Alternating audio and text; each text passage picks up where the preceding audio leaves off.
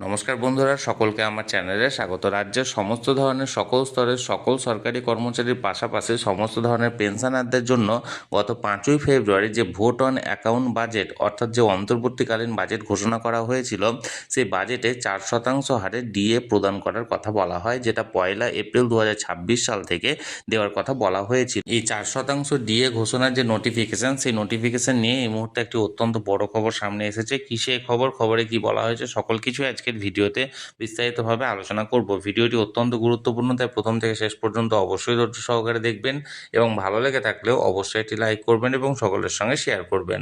আর সেই সাথে চ্যানেলে যদি প্রথমবার হয়ে থাকেন এই রকমের ইনফরমেটিভ ভিডিও আরও দেখার জন্য, যারা এখনও পর্যন্ত চ্যানেলটিকে সাবস্ক্রাইব করেননি তারা অবশ্যই চ্যানেলটিকে সাবস্ক্রাইব করে নিতে ভুলবেন না।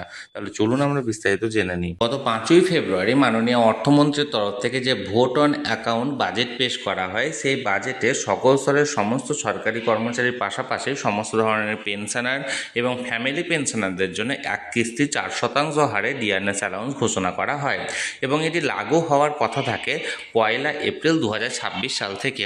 কিন্তু এই ঘোষণা করার পর ফেব্রুয়ারি এবং মার্চ দুটি মাস অতিক্রান্ত হয়ে গেলেও এখনও পর্যন্ত রাজ্য সরকারের অর্থ দপ্তরের তরফ থেকে কোনো রকম কোনো নোটিফিকেশন বা সার্কুলার এই ডিএ সংক্রান্ত জারি করা হয় না।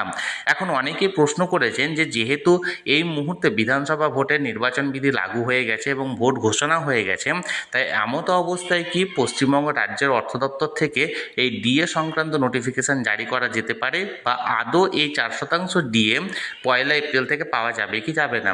প্রথমত, এটি ভোট অন অ্যাকাউন্টের দিন মাননীয় অর্থমন্ত্রীর তরফ থেকে এই ডিএর কথাটি ঘোষণা করা হয়েছিল এবং যার ফলে এটি নির্বাচন বিধির অনেক আগেই অর্থাৎ নির্বাচন বিধি লাগু হওয়ার অনেক আগেই ঘোষণা করা হয়েছে এবং রাজ্য বাজেটে কিন্তু এই কথাটি উল্লেখ করা হয়েছে।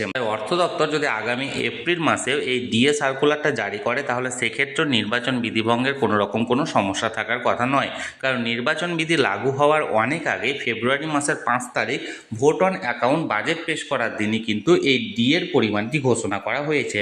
তাই এক্ষেত্রে নির্বাচন বিধি লাগু হওয়ার কোনো রকম কোনো সমস্যা থাকার কথা নয় এই সার্কুলার উপরে। এবং এর পাশাপাশি এটাও মনে রাখতে হবে যে এই বর্ধিত ডিএটি কার্যকরী হচ্ছে 1 এপ্রিল থেকে এবং এটি আপনারা হাতে পাবেন, অর্থাৎ প্রতিটি সরকারি কর্মচারী বা পেনশনার হাতে পাবেন এই বর্ধিত ডিএটি এপ্রিল মাসের শেষে বা মে মাসের প্রথম দিকে, যখন এপ্রিল মাসের স্যালারি বা পেনশনটি ক্রেডিট হবে। অর্থাৎ এপ্রিল মাসটি পুরো এখনও পর্যন্ত অর্থ দপ্তরের হাতে আছে সার্কুলারটা জারি করার ক্ষেত্রে। তাই এই ডিএ সার্কুলার কবে জারি করা হবে অর্থ দপ্তরের তরফ থেকে এই বিষয়ে চিন্তা করার কোনো কারণ নেই। আমি সবসময় চোখ রেখেছি যে কোনো আপডেট আসা মাত্র তৎক্ষণাৎ সেটা আপনাদের সঙ্গে শেয়ার করে দেওয়া হবে। তাই যারা এখনও পর্যন্ত চ্যানেলটির সঙ্গে যুক্ত নেই, যে কোনো খবর সবার প্রথমে জানার জন্য অবশ্যই চ্যানেলটিকে সাবস্ক্রাইব করে চ্যানেলটির সঙ্গে যুক্ত হয়ে যান। আর এই ভিডিওটি ভালো লেগে থাকলে অবশ্যই এটি লাইক করুন এবং সকলের সঙ্গে শেয়ার করুন, আর সেই সাথে অবশ্যই চ্যানেলটিকে সাবস্ক্রাইব করে রাখুন।